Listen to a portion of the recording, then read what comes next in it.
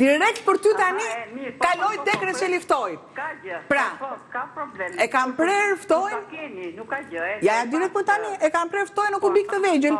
Kam shtuar sheqerin dhe e kam lënë të tillë në frigorifer. I kam shtuar pika limoni që mos nxihet. Dhe direkt shtoj kanellën edhe karafili. Dhe gosht karafili. Do keni kujdes të një gjë. Do ta lëni shumë avash të ziej. Në momenti që ka zier, do ta largoni 20 minuta. Mbas 20 minutave që pson një lloj ftohje, vendoseni sërish akoma dhe më ngadalë dhe do marrë atë ngjyrën pak si të kuqe që dëshironi ju, pa shtuar verën.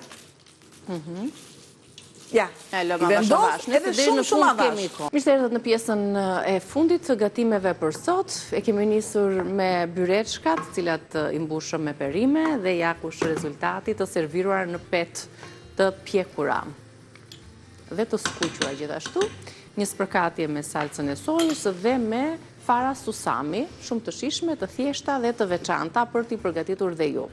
Kemi vazhduar me reçelin e ftojit, e treguam edhe gramaturën, përkatëse për përgatitjen e reçelit. Dy qelëm avash. Çelësi është zjerja avasht, kështu që këtë po bëjmë dhe ne avash duke e lënë në të marrë i kone vetë. Shumë i gjithë lëngu edhe të dali i trash. Dhe për mos trashën e lëngut, normalisht ne shtojmë lëng limoni.